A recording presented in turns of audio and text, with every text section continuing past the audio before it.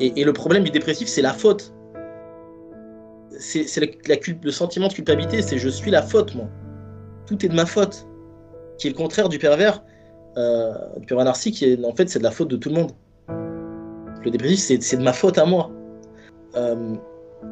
Parce que ce qui se passe, c'est que l'ennemi devient soi. C'est ça que ça se passe, en fait.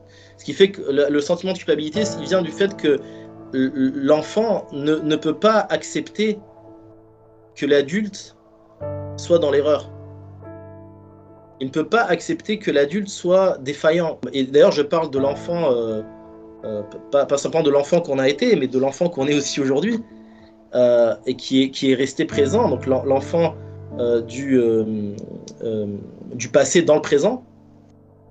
C'est pour ça que dans les situations d'un enfant battu ou d'un enfant qui a subi des situations douloureuses, il va porter la faute sur lui. Le dépressif, c'est celui qui va prendre la culpabilité pour lui, pour ne pas profaner l'idéal qu'il s'est toujours fait de l'adulte, en fait. Vous voyez ce que je veux dire?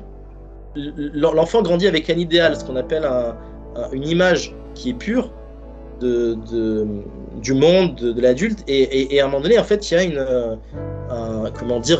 le voile qui se lève, et c'est là, en fait, où on sombre.